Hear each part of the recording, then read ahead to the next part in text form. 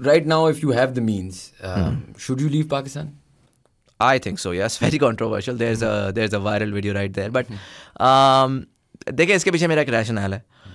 वो रैशनल ये है कि आने वाले वक्त के अंदर अभी जो एक इकोनॉमिक सिचुएशन है, ठीक है, शायद हमें IMF मिल जाएगा तो हमें कुछ महीनों की मोहलत मिल जाएगी. बट बाय एंड लार्ज जो है ना, एग्जैक्टली आपकी इकोनॉमिक सिचुएशन इस वक्त ये है कि आपके पास वो बड़े एक अच्छा आर्टिकल है, मैं बार बार ये साइट कर रहा हूँ, I hope enough people read it, जो एक्स डेप्यूटी गवर्नर थे स्टेट बैंक के, उन्होंने आके अगले 5 साल का आउटलुक बताया है, जिन्होंने बताया कि आपको हर साल $25 अरब तो सिर्फ और सिर्फ अपने डेट का वापस करना है. 25 अरब आप अफोर्ड ही नहीं कर सकते, क्योंकि आप जो है ना, वो आपको लोन लेना होता है जिससे आप अपना कैट पूरा करते हैं, करंट अकाउंट डेफिसिट, राइट, जो आप चीज़ें खरीद रहे हैं. तो या तो आप क्या करेंगे कि आप अपना कंजम्पशन ऑलरेडी, अगर आपने ये करना है कि यार मैं साल में जितना ख़रीद रहा हूँ मुझे मज़ीद लोन ना लेना पड़े, राइट, तो आप ऑलरेडी अपनी कंजम्पशन को कट करेंगे, विच मीन्स कि मार्केटें खाली होंगी या डॉलर महंगा होगा. लेकिन जब मुझे $25 अरब लोन का भी चुकाना है, तो फिर तो मुझे अपनी कंजम्पशन बहुत रेडिकली कम करनी पड़ेगी या रेडिकली डॉलर को बहुत महंगा करना पड़ेगा, राइट. तो या तो मेरी मार्केट्स में शेल्फ्स खाली होंगी, विच बेसिकली मीन्स कि आने वाले वक्त के अंदर या तो आप डेट रिस्ट्रक्चरिंग की तरफ जाओगे या आप डिफ़ॉल्ट करोगे फ्लैट आउट, राइट. ये सारे बड़े कॉम्प्लिकेटेड और बड़े स्केरी किस्म के आउटकम्स हैं.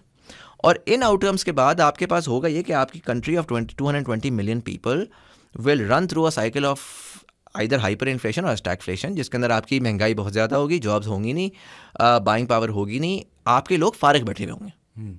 ठीक है, अब आपके लोग फारिग बैठे हुए हैं. आप मैं घर की हमेशा तशबीह देता हूँ कि यार एक घर है, उसके अंदर 6 भाई हैं, वो उनके पास ना कुछ खाने को है ना कुछ पीने को है, घर में बैठे हुए और घर के दरवाजे आपने बंद किए हुए कि यार कुछ ना कुछ करो, तुम अनाज उगाओ. वो नहीं उगा सकते. 2 लड़कों को आप बाहर भेजो, जितने बाहर अभी जा सकते हैं वो तो बाहर जाए ना, और वो जाके कुछ कमाना शुरू करें ताकि वो वापस घर में लेकर आएँ और घर में बाकी लोग सस्टेन हो.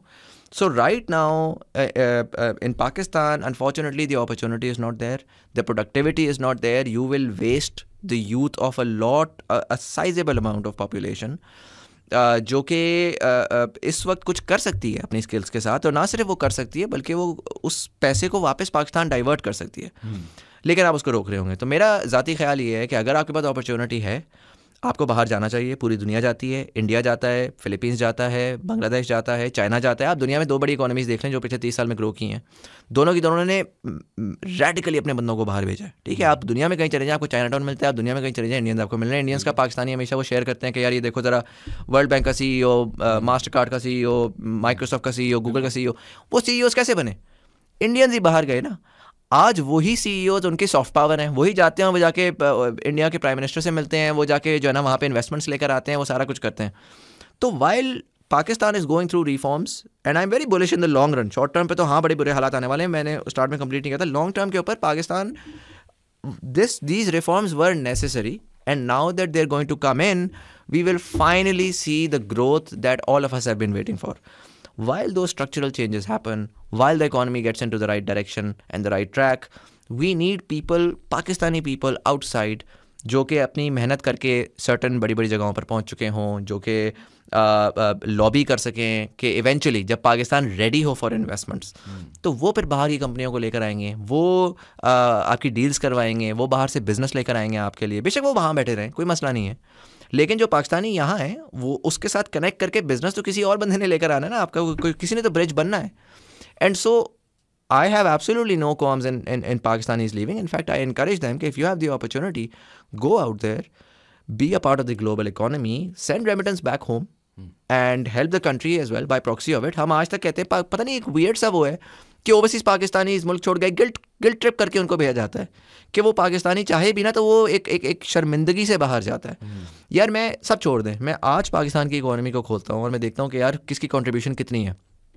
10 मिलियन पाकिस्तानीज बाहर हैं, ठीक है, जिसमें पूरे 10 मिलियन पाकिस्तानीज, उसमें बच्चे भी हैं उनके, वो सारे पाकिस्तानीज कंसिडर होते हैं, इंटायर डायस्पोरा. वो 10 मिलियन में से जो अमाउंट वर्किंग पॉपुलेशन है वो आपको साल के $30 बिलियन वापस भेजती है थ्रू रेमिटेंस, वाइट चैनल और ग्रे चैनल से और भेजती है.